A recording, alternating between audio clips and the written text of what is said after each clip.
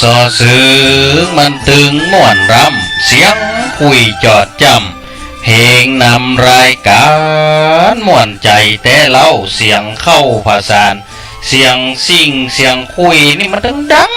กังวานก่อนอ่านข้าวซอยสลับอูจ๋าวาตาอ่อนอ้อยสืบฮีดสารหอยข้าวไว้เฮ้ยของเก่าบัวลานเอามาสืบใจคนรุ่นหลังได้ห่ำเฮียนหายากแต่เล่าคนอ่านคนเขียนจักขอนำเรียนเพียนฟังแบบเบาธรรมรายการกับสัวตุเจ้าครูบาบุญเนตรเฮานี่ม่วนล้ำตำบลหนองแก้ว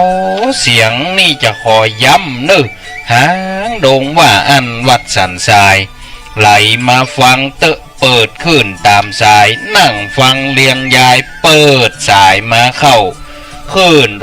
104.50ขึ้นFM96ตะวันตกเจ้าทุ่มเกิ่งเนอเฮาพี่น้องกำเมืองภาษาวาตาเกี่ยวก้องธรรมะก็มาต้องศรัทธานาสาระกรรมเก่าจ้ามันจันทร์ถึงวันศุกร์นะเวลาทุ่มเกิ่งเจ้าเวลาทุ่มเกิ่งเจ้า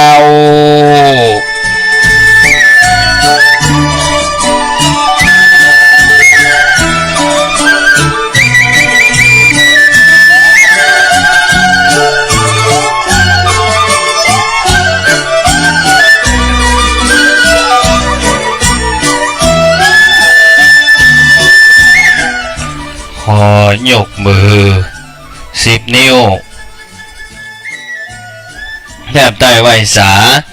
พระมหาเถรานุเถระเจ้าคณะพระสังฆาธิการครูบาอาจารย์จุตนจุองค์ด้วยความเคารพขอเจริญสุขเจริญปอนมายังศรัทธาสาธุชนพุทธบริษัทปอกไม่ออกศรัทธาอีป่อแม่คนเฒ่าคนแก่นักปราชญ์ผู้รู้ป่อครูแม่ครูทุกท่านสำหรับค่ำวันนี้เฮามาปะกันกับรายการนาสาระธรรมะเข้าห้ำกรรมเก่ากับสัวตุเจ้าวัดสันทรายผ่านทางคลื่นสถานีวิทยุ FM 96.0 เมกะเฮิรตซ์และคลื่นFM 104.50 เมกะเฮิรตซ์ของวัดฝ่ายหินFM 96ของวัดพระธาตุเจ้าดอยสุเทพ FM 104.50 ของวัดฝ่ายหินตำบลสุเทพอำเภอเมืองจังหวัดเชียงใหม่ปอกหมอกสดาในความเมตตาของท่านผอ.ทั้ง2สถานีวันนี้เรามาปะกัน2สถานีเนอะปอกหมอกสดาถึง96ถึง 104.50 กินข้าวน้ำข้าวแรงกันกับอย่างค่ำวันนี้มาปะกันแล้วปอกหมอกสดาปล่อยแม่เฮารายการข้าวห่ำกรรมเก่ากับตุเจ้าวัดสันทรายเนี่ยปอกหมอกสถาช่วงนี้เข้าหน้าฝนก็เป็นธรรมดาฝนพ่องแดดพ่องก็ว่ากันไปตามนั้นสภาพอากาศเอากรมอุตุว่าถ้ากรมอุตุอย่างเฮานี่กันว่ามดแง่มกามดดำกาขนไข่หยับนี่ระวังเถอะฝนจะตกนักพ่องนี่ปอกหมอกสถาเฮาลองมาฟังข้าวห่ำฉบับแรกวันนี้ข้าวห่ำฉบับนี้เปิ้นบอกว่าโอ้ของกินหน้าฝนมันจะมีอย่างพ่องของกินหน้าฝนนี่พอเลี้ยวเหนือเลี้ยวใต้เลี้ยวซ้ายเลี้ยวขวาของกินหน้าฝนนี่มีอย่างพ่องเฮาลองมาฟังข้าวห่ำฉบับนี้เจ้าพ่อลุงปันช่างปั่นหรือว่าปลุงประสานซักดี139/3บ้านล้านตองตำบลห้วยทรายอำเภอสันกำแพงจังหวัดเชียงใหม่ได้แต่งแล้วก็ส่งมาให้ทุเจ้าวัดสันทรายอ่านเรามาฟังข้าวห่ำฉบับแรกวันนี้ของกินหน้าฝน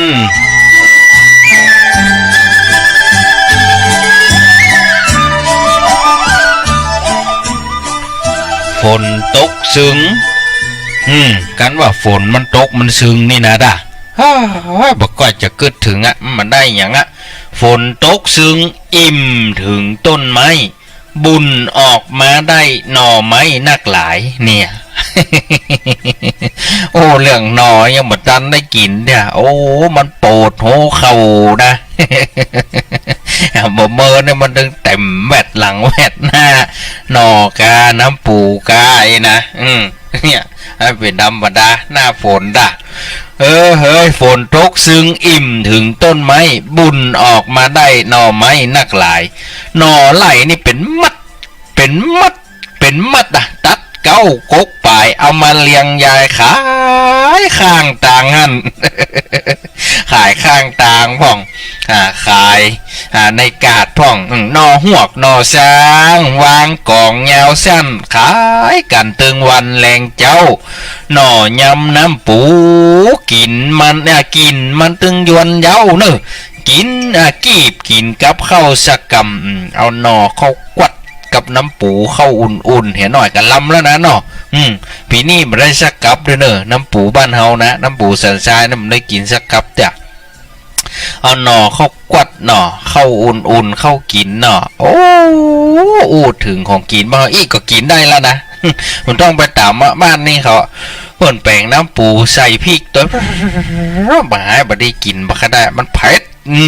แต่มันก็ลำนะหน่อยำน้ำปูกินมันยนเย้ากีบกินกับข้าวสักกำใส่ใบขิงพร้อมพริกแต้ผจำนึกถึงยำหน่อใส่ใบขิงเนี่ยจ้ะน้ำปูสีดำมันตึงลำแต่ใบหน่อสางหน่อบงหน่อตรงก็แกะได้แกงหวานอิ่มไปคาบมือเอาซับเอาหอปอบ่ได้ซื้อหลังบ้านก็ย่องยื้อหอดูเอาขั่วกะลำเนอะขอย่ำใส่จิ้นหมูนะวุ้นเส้นมาจูใส่สูรสเห็นสักหน่อย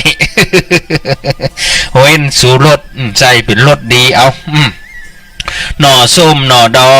งลองแกงต่อถ้อยใส่ปลาดุกกวยลำปลาดุกอุยเนอะว่าลุงปัน ปลาดุกนี่ต้องปลาดุกอุยตำน้ำพริกแกงแก่นแดงสีจ้ำข้าวมิ้นจอดจ้ำใส่ตุยกลิ่นหอมแต่เล่าข้าวมิ้นสีสวยกลิ่นอายมันหน่อสวยเนี่ยโอ้ยหอมหม้อแกงค่ะอยู่ที่ไหนมันได้กลิ่นหอมใส่กันล่ะแม่แรงนี่เนี่ยอย่างกินเนาะอยู่บ้านลายกันไงกันเป็นแม่จำนงกองคำนี่ก็ไปบ้านลายพุ่นน่ะแม่ดาเนี่ยอย่างกิน แรงนี่เนาะ โยมอาลีเนี่ยอย่างกินเนาะพี่นานเมินเนี่ยอย่างกินแมลงนี่พ่อลุงปานเนี่ยอย่างกินนี่ โยมยุพาเนี่ยอย่างกินแมลงนี่บ่กินก้าถือศีล5ศีล8กันโอ้กินมันตึงหอมเนอะใส่จิ้นไก่กับล้ำจำน้ำแกงจ้าเว้ยกับหูละพาเป็นจู้มะตำน้ำพริกปลาแมงดากินกู้บะใจขี้อูขาบแหลงดูของกินบ้านเฮาหน้าฝนนี่มันพอเพิ่นจะห้ำยังไงแมงดากับคะนาเนี่ยมันของกู้กันนะตำน้ำพริกป่าแมงดากินกู้บะใจขี้อู้ขาบแหลงยอดพักแว่นมักกับหน่วยบะแดงน้ำพริกตาแดงนี่แกงยอดบะน้ำแก้วของมักทั้งนั้นเนื้อแม่สีนวลฟังข่าวโดยไปจิตใจพองแผ้วเป็นวักเป็นแนวจื่นจ้อยเฮ็ดคนปวกก็ขอเป็นเฮ็ดคนแดงเนาะแม่อุ้ยมอนจันดีแม่เกียงคำฟังอยู่เนาะเฮ็ดคนปวกเนี่ยเฮ็ดคนแดงนี่มะเนอะเอามายำนะ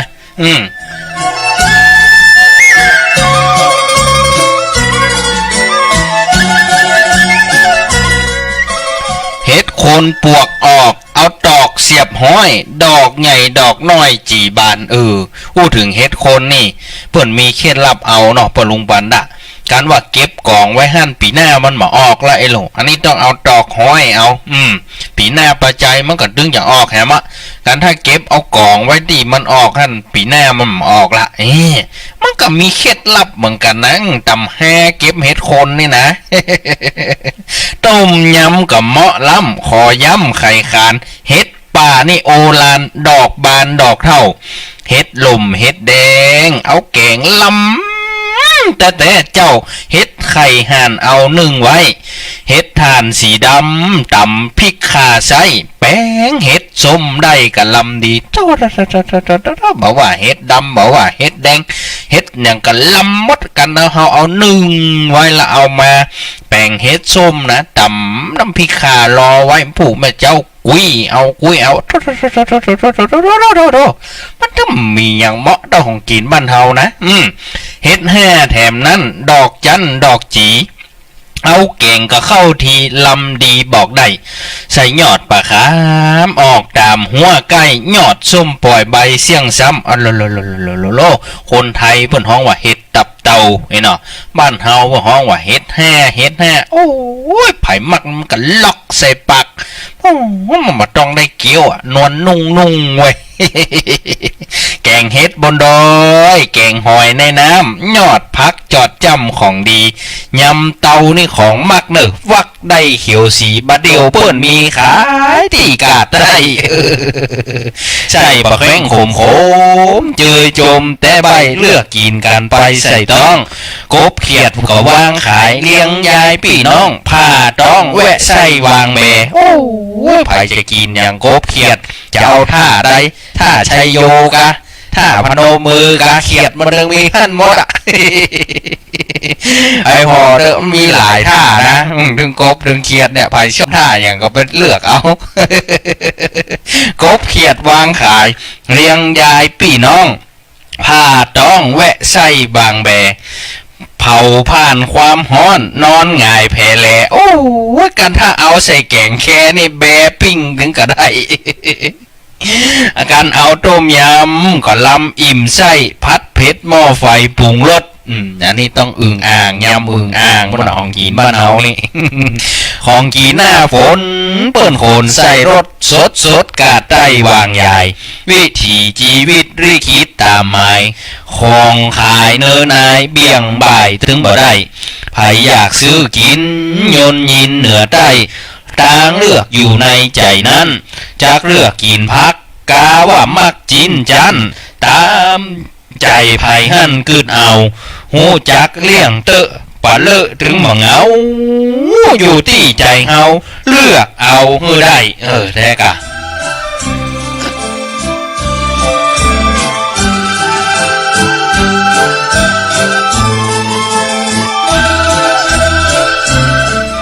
ของกินบ้านเฮามันนึงมาอยู่ที่เฮาจะเลือกเอาแหละใครอยากใครกินอะไรอย่างโอ้ยการกินเสบียงเลี้ยงปากต้องใส่มนุษย์อยู่ในโลกนี้นาจิตังแล้วแต่หลีกลี่อันของอย่างอี้ไผ่มัน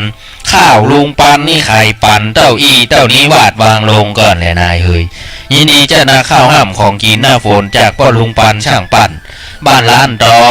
งตำบลห้วยทรายอำเภอสันกำแพงจังหวัดเชียงใหม่กินลำบะลำฟังข้าวกับตึงลำมานะแม่แรงนี่นะ อีข้าวกับอย่างกันแม่แรงนี่โอ้ฟังไปไก่ดังเชียงไฮ้มึงก็มีขึ้น FM 104.50 นี่ปอกหมอกสถาก็เบอร์เป็นการเสียเวลา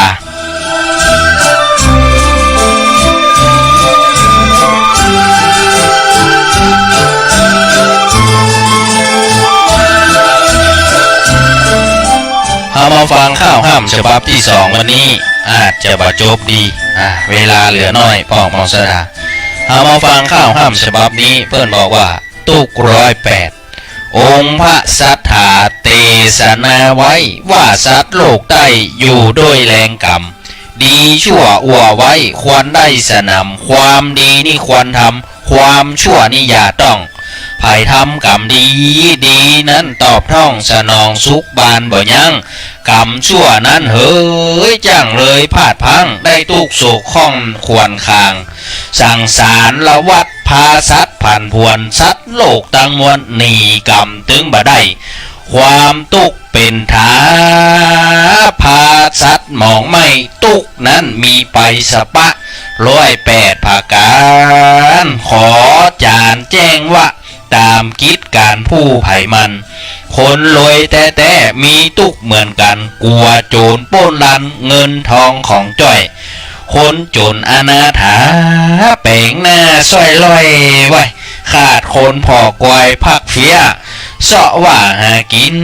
อาจินลังเลี้ยงตัวลูกเต้าเมียแปลงอาชีพป่อค้าใจกล้าหน้าแข่งซื้อถูกขายแปลงโอ้โหซื้อก็ขายถูกซื้อแปลงในปุ๊ดตื่นป่นปีจับใส่ลังข้าวทวงเงินลูกนี่จังวะถึงบ่ดีต่ำจ้าเจ้าให้เจ้านาขุดดินวิดน้ำปลูกพืชแต่งเต้าถึงวันตากแดดแผดฮ้อนง่ายตอนถึงขยันเงียไหลไข่ปังย้อยหลังย้อยหน้าแต่นะหอมตุกของคนเฮาเนี่ยนะ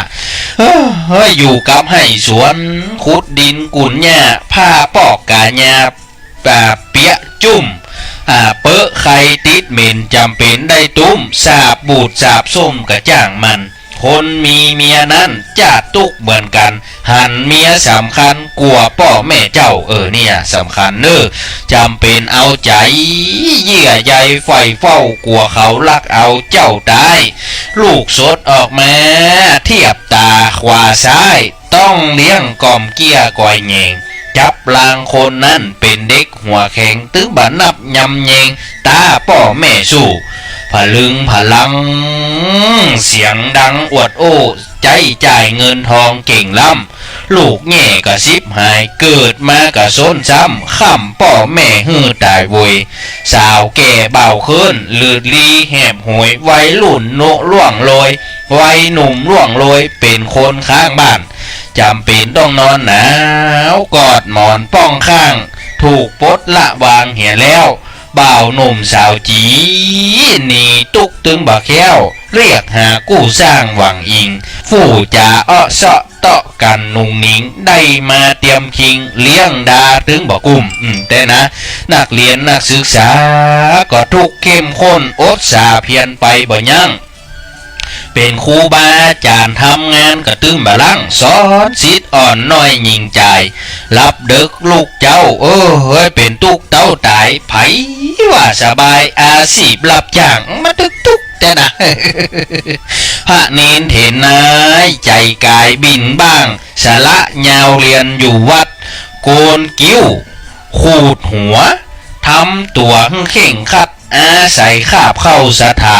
ตุกยังตัวซ้ำบ่นำสุขาตุกเตสนาตุกว่าพระน้อยโอ้ยถึมว่ามาละ ความตุกต่างหลายมากมายเป็นถ้อยเพียงกองม่อนดอยโลกนี้ตราบใดบ่ถึงนิพพานท่านจีนะถึงหนีบ่ได้สักลายวัฏฏะสงสารนี้นะพ่องเกิดพ่องตายสุขทุกข์อาบายประจำโลกกว้างทุกโศกโรคภัยม่อนได้ก้อนอ้างขอโป่งลงวางแค่นี้เต้านี้เต้าอี้ก่อนและนายเฮยเรื่องตุก108ก็ยินดีจะนักข่าวห้ามฉบับนี้จากพี่นานทาเป็งแก้ว109บ้านนาฟานตำบลดอนไฟอำเภอแม่ทะจังหวัดลำปางอันนี้ส่งมาไว้เมินแล้วเรื่องตุก108มาออกคือปอกหมอกสถาก็ไปตามสำนวนวรรคของปอกครูแม่ครูข้าวตุก108นี่จะบ่เหมือนกันปอกหมอกสถาแล้วแต่ปอกครูแม่ครูเปิ่นแต่งมาตุก108นี่มีหลายอย่างหลายอันนะก็ยินดีจัดนักตุกแต่นะ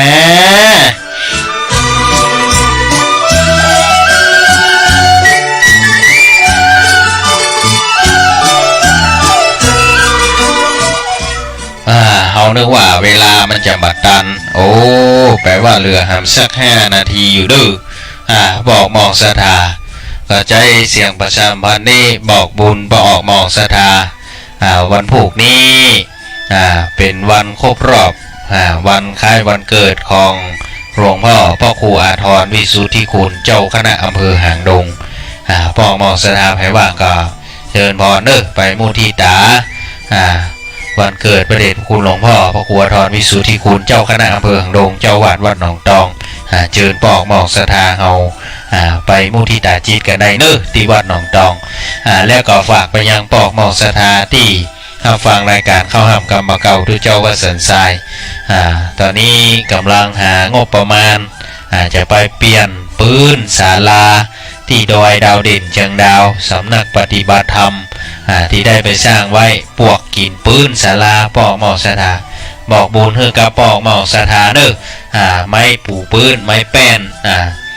ล้างเม็ดละ100 บาทปอกหมอกศรัทธาใครจะให้จะหอมก็สามารถที่จะโทรมาสอบถามได้ที่0835771199สู่วัดทุเจ้าวัดสันทรายหรือใครที่เล่น Facebook ก็แอดมาได้ที่Facebook วัดสันทรายตำบลหนองแก้วอำเภอหางดงจังหวัดเชียงใหม่แต่เจ้ามีแม่จากป่าไผ่สันทรายโทรมากระลิ่งกระลิ่งกระลิ่งกระลิ่งอะโหลจากที่ไหนจากป่าไผ่สันทรายโหลเพื่อนอาจจะใครแอดเฟซแอดไลน์กะว่าเนี่ยบอกใครจ้างก็บอกใครจ้างนะเขียกกันลูกสูข้ามาจ้างนะก็แต่ก็สูนะเนี่ยขนาดโทรมาแล้วนะยังมาเกี่ยงกันข้าบ่จ้างนะข้าบ่จ้างจะว่าจะได้นะสูเพื่อจะอย่างแกแอดไลน์กะจะแอดเฟซกะแม่ดังบ่าวเพื่อด่าล่างว่าฟังข่าวห้ามอยู่กะแมลงนี่แล้วเนี่ยกะปอกหมอกศรัทธาก็อาศัยปอกหมอกศรัทธาปอกแม่เขาเนี่ยเป็นกำลังใจให้ทุกเจ้าว่าสันทรายยังมีเวลาอยู่0835771199โทรมาได้ก็ลองมาสักสาย0835771199สู่ทุกเจ้าว่าสันทรายก็ว่าวันนี้บ่เหลือละกะไปทำวัดสวดมนต์กันมนต์ละกะวันนี้สวรรค์ศีลเนี่ยตักได้ไปยังปอกหมอกศรัทธาที่รับฟังทาง Facebook ไลฟ์สดของวัดสันทรายพระลงปันช่างปั้นเดือน11ออก8ค่ำไหวสาพระเจ้าตองติบและพระเจ้าแสนแส่พร้อมตั้นสวดทุเจ้าครับเดือน12ออกมาละกะลงปันเนาะเดือน12ละกะไม่ใช่11เนาะโยมเข็มเพชรกันถ้าจักกราบไหว้สาเจ้าอนุโมทนากับโยมเข็มเพชรกันถ้าจักเป็นเจ้าภาพไม้แป้นปูปืนแหม3ตารางเมตร300 บาทนี่จะนักเจริญปอนตั้งเป็ดจะได้ดังเทพเสด็จฝนตกกอแม่นวลมันตกหลายวันแล้วเนาะยี่เข้าแรงครับยังฟังข่าววันนี้จอภาคปังใส่ปะเยียนเลย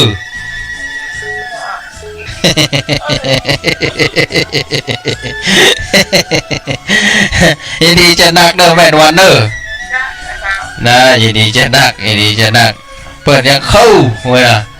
แกงภาคปังใส่ปะเยียนเข้าเจริญปอน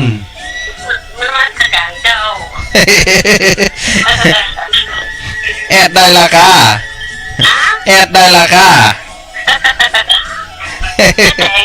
แม่แต่งกะบ้านยังแม่แต่งบ้านยังบ้านดงปาลันบ้านดงปาลันดงปาลันบ่องนกเนาะแม่ยังแม่แสงล่าเจ้าแม่แสงล่าฟังดึงวันนะเนาะแม่แสงล่าเนาะฟังดึงวันบักกล้าโทรมาวันนี้ใจกล้าด่ะเจ้าใจบักกล้าบ่ได้ขี่คอจ้างงางอนนะทีนี้จะนั่งแม่แสงล่าแม่แสงล่าบ้านดงปาลันแม่แตงบุญรักษาแม่บุญรักษาเจ้าเจริญปอนว่าจะได้นี่ไม่ถึง เก็ตนะเจ้า แม่คือดอยสะเก็ดกะ เจ้าแล้วหมอบอกว่าแม่แห้งอะไรก็เอามาบ้านประกันน่ะ กดป้อมาตันแหละ ประกันว่าอาจารย์หมอบอกเลยค่ะหมอบอกเลยอ่ะ เดี๋ยวบอกอันนี้จากแม่หยังแม่หยัง แม่เอาไปเจ้า แม่เอา คือเจ้า อำไพแม่คือเนาะยินดีจะนักเด้อแม่เด้อไว้โทรมาหากันใหม่เวลามันจะหมดละเนาะ เจ้า ได้บุญรักษาบุญรักษาเด้อเอ้ยแม่ไรแม่ไรเวลาหมดละเจริญปอน ไปแต่ บุญเวลาจะหมดละเวลาจะหมดละ โอ้วันวันนี้ตรงมาหาอะไร ยินดีจะนักเด้อเดี๋ยวยินดีจะนักเด้อ เอากำลังใจ ได้บุญรักษาบุญรักษาเอ้ยอุไล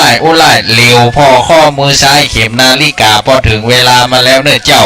จำเป็นจากลายิงใจหนุ่มเท่าเวลาหมดเวลาให้แล้ววันหน้าก่อยฟังวันพูกแม่เจ้า7:00นเน้อสดาวันพูกแม่เจ้า7:00นก่อยฟังเน้อสำหรับวันนี้จำเป็นได้นำรายการจากลาปอกหมอกสถาผู้เป็นที่หักต่างหลายไปก่อนจากการวันนี้กรรมบ่เก่าเป็นคติสอนใจหันเปิ้นมีจะไปไข่ได้หันเปิ้นขี้ไล่จะไปดูแควนสำหรับวันนี้โชคดีมีความสุขเหมือนกันตัวหน้าจัตตารโรธรรมาวัฏันติอายุวันโนสุขังปะลัง